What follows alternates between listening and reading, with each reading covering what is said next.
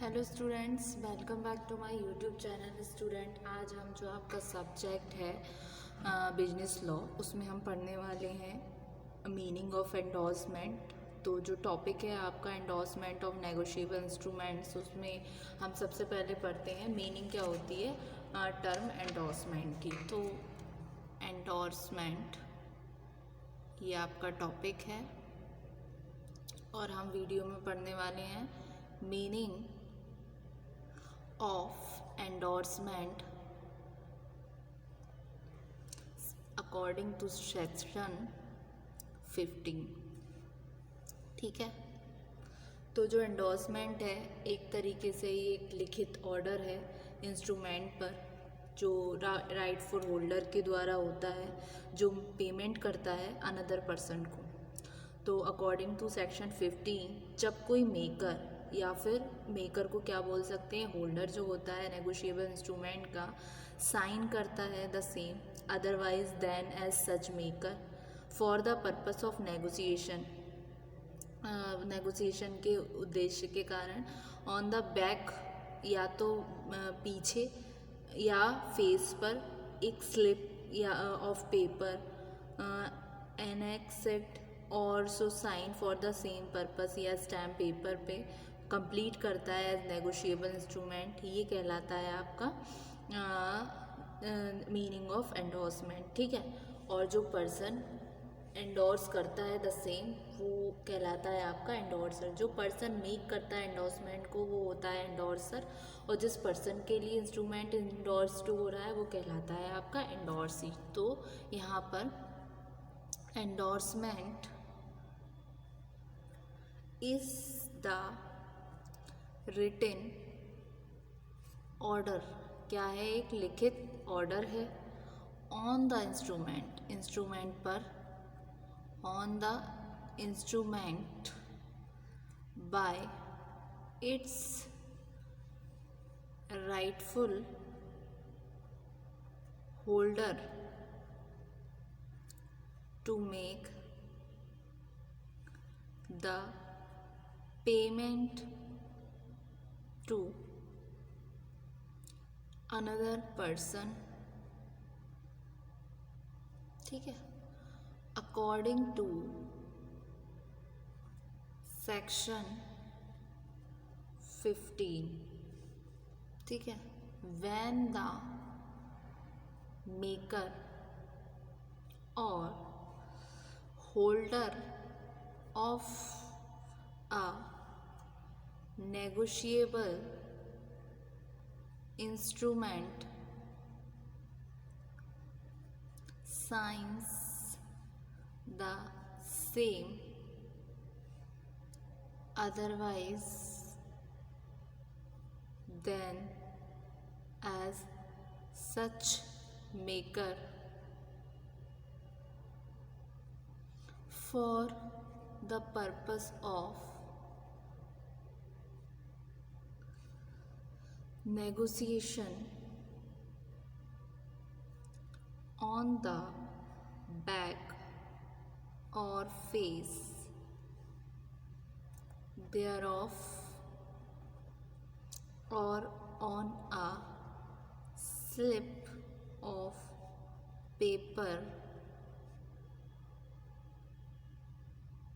annexed thereto also sign for the same purpose a stamped paper intended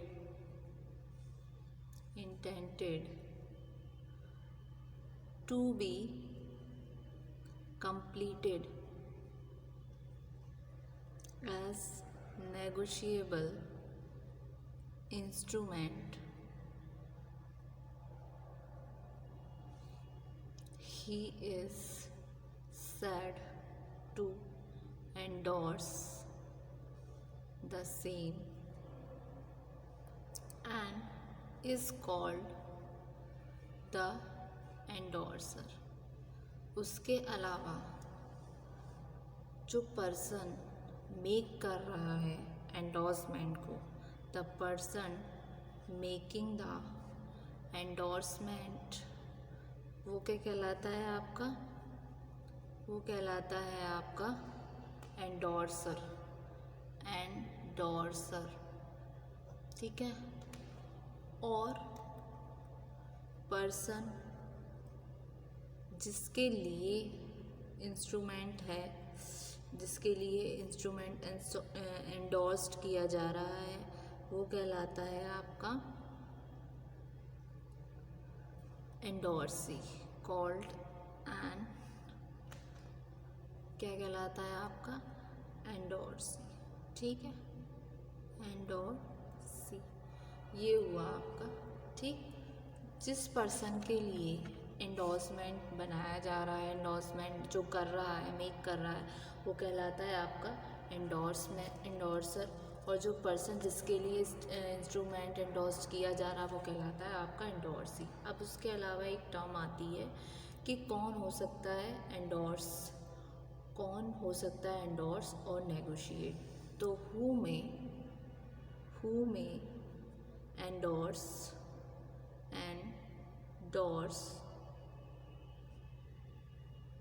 और negotiate, ये आता है आपके सेक्शन 51 के अकॉर्डिंग, ठीक है।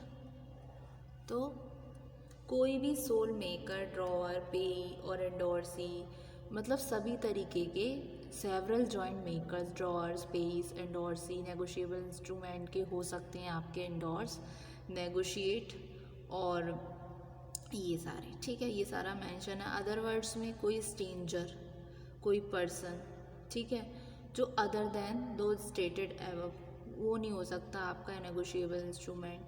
अगर कोई स्ट्रेंज एंडोर्स करता है तो एंडोर्समेंट वॉइड है और वो लायबल नहीं होगा एज एंडोर्सर। तो every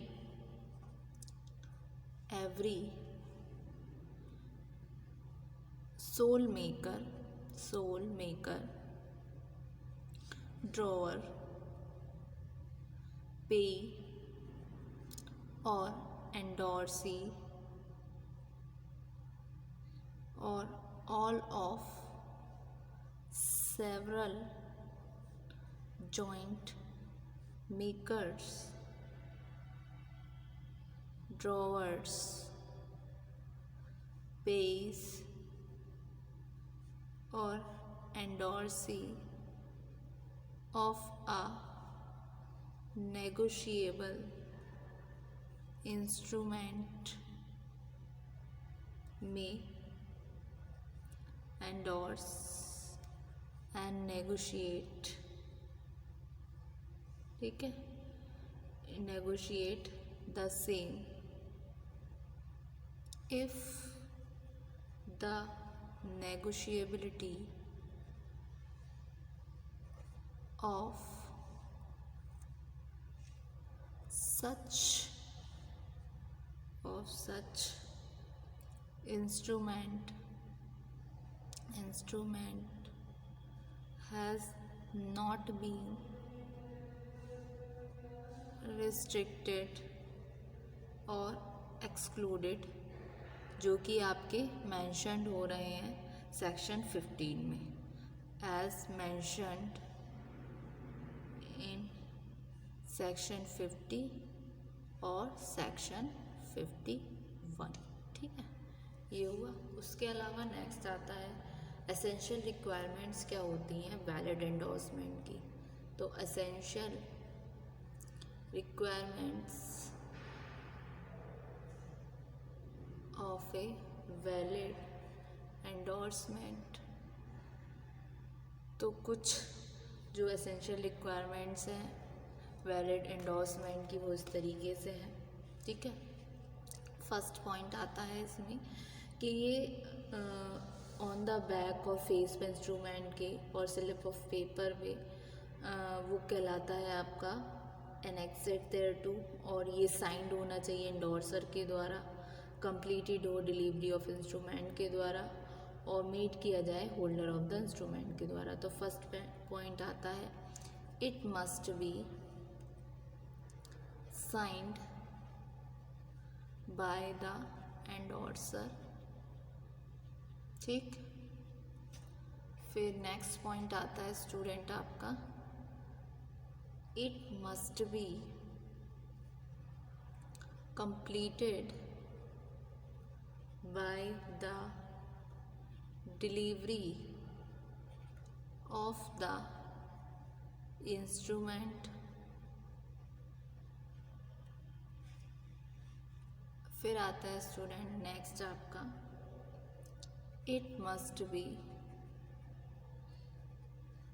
made by the holder of the instrument। ठीक, ये हो गया आपका टर्म। एंडोर्समेंट क्या होती है, उसकी मीनिंग ऑफ एंडोर्समेंट क्या थी अकॉर्डिंग टू सेक्शन 15। ये हुआ आपका टॉपिक एंडोर्समेंट, और अपकमिंग वीडियो में इसी टॉपिक को भी और हम कंटिन्यू करेंगे। आज की वीडियो में जस्ट हमने मीनिंग जाना एंडोर्समेंट का, और कौन एंडोर्स हो सकता है या नेगोशिएट हो सकता है, उसके अलावा असेंशियल रिक्वायरमेंट्स क्या होती हैं किसी वैलिड एंडोर्समेंट की। तो एक बार इसको हम गो थ्रू करते हैं।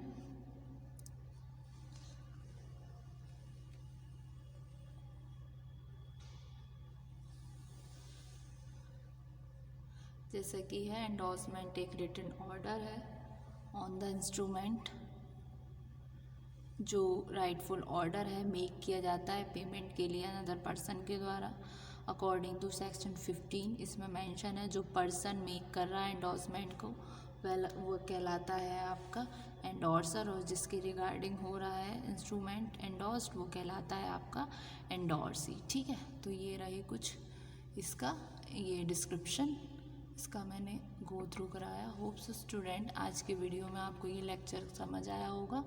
अपकमिंग वीडियो में हम इसी टॉपिक को अभी और कंटिन्यू करेंगे, उसमें हम डिस्कस करेंगे कितनी तरीके के होते हैं आपके एंडोर्समेंट। तो student thank you so much.